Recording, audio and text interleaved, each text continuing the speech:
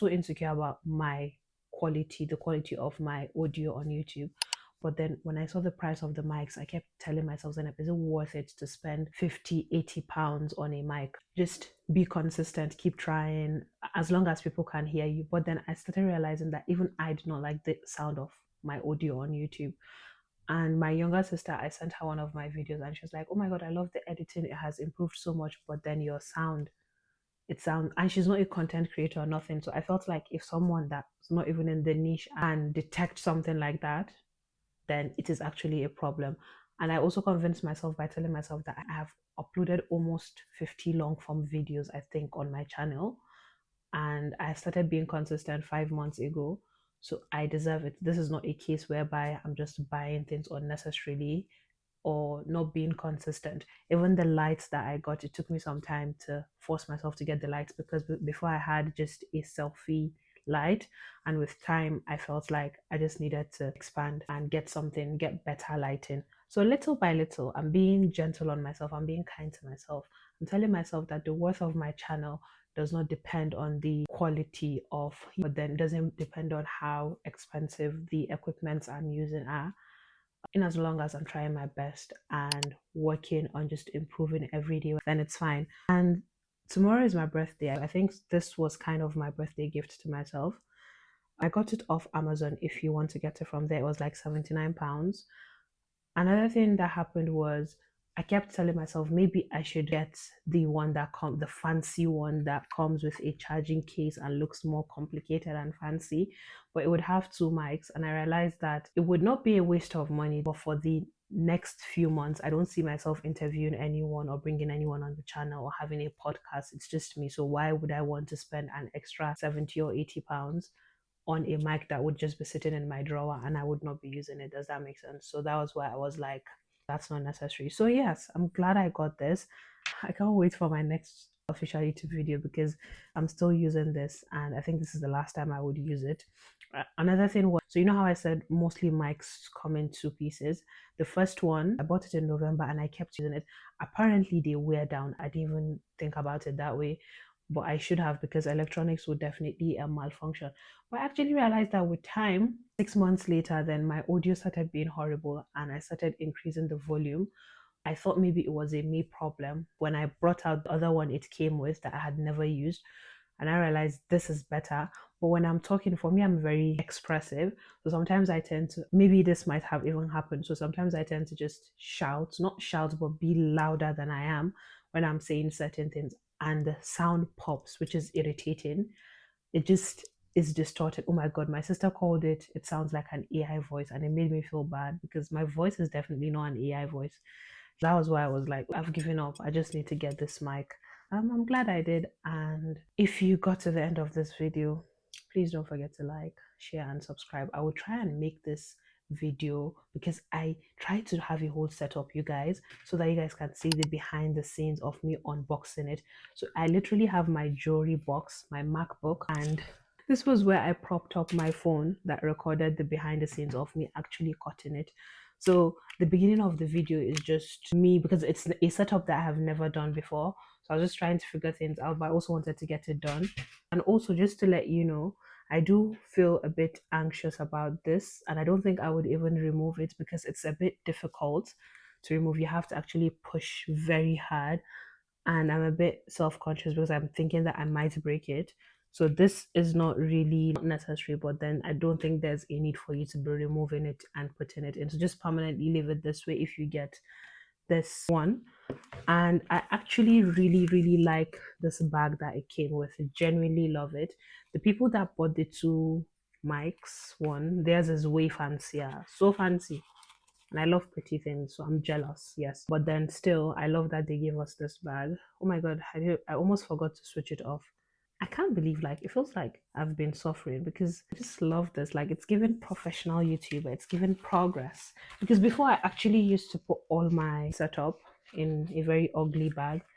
And now on to bigger things, you know. Actually, is it just me? But I prefer this color to this one. I don't know why. Maybe I think it's because it looks more dramatic. I think maybe because it stands out. You guys, I've been struggling so much with my audio on YouTube, which is why sometimes I always felt the pressure to put captions just so that it would distract people from how horrible my audio was. And there are a few videos I've made on my channel that are doing so well, like they're the best so far, and I feel so not insecure to watch them, but then I love those videos so much, but then I feel so bad for the people that are watching them because of the audio. Does that make sense? Oh my god, did I forget to tell you about the stickers? I love the stickers. Let me paste one on my desk. Oh no, let me put it where it's given professional. Let me even add the DJI logo so that it can prompt me to get the Osmo pockets in the next few months when I become rich. Who knows? My situation might change. Let me see. Where do I put this? I don't want to put it on my MacBook because I feel like it's too much pressure and a reminder. I think I made a mistake removing this because I don't know where to put it now. Should I just put it back? Because I think it would just put unnecessary pressure. These people are manipulative because why are you giving me this thing of your logo just so that I'll keep thinking about you and then you're in my thoughts all the time and I'm like, oh, let me just get that camera, let me just get that mic. No, the sticker that I put doesn't have their logo, so it seems like a random sticker. This I'm putting it back because it's not me that you guys would pressure in my own room. So yes, thank you for coming. God, I think I said thank you since I even told you guys to subscribe. I don't know why I'm still here, but don't forget to like, share, and subscribe. Yes, you need to. This is a threat. I'm folding the manual. You have to. You guys, I think when I would have Zainab, I said bye, but one last thing.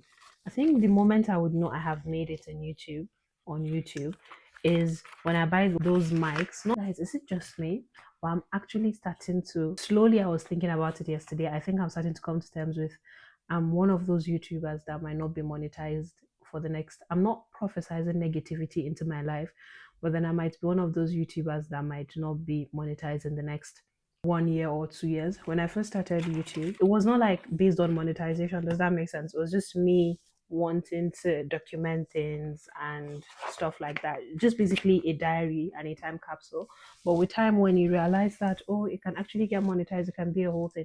And for me, I'm actually consistent because it is easier for me to make videos because they're diary style videos. Although it takes me time to edit, and now that I've started working, it's just more difficult. And I'm trying to find the rhythm with my channel. I'm trying to balance. I can see the type of channel I would have.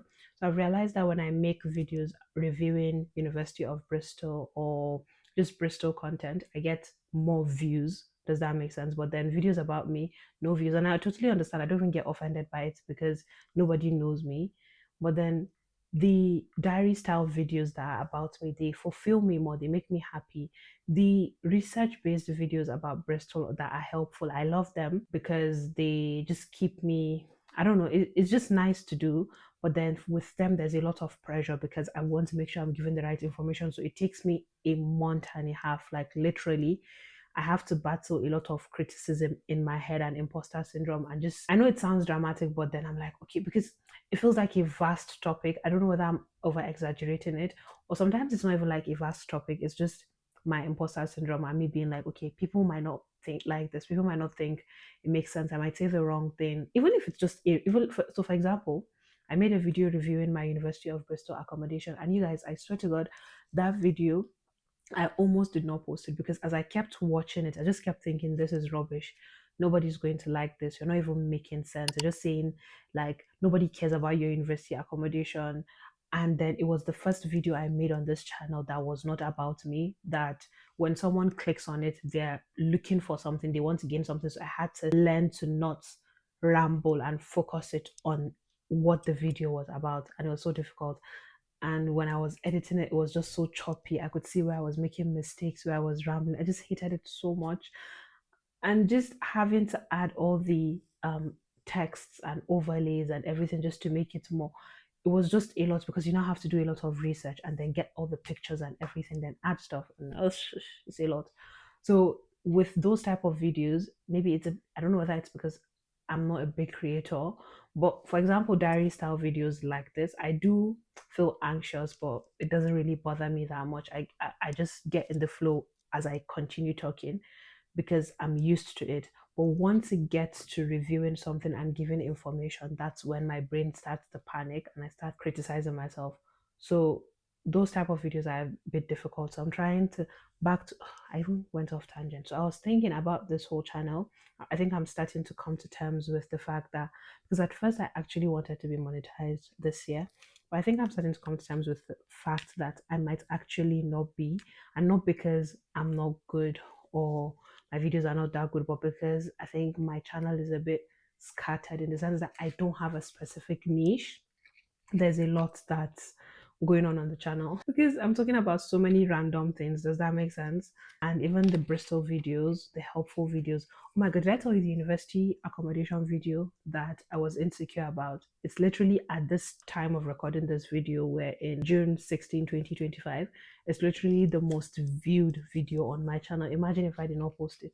Compared to other people, it's not a lot of views. It's 320 views, but then for my channel, and with 320 views within 1 month, 10 days or something like that.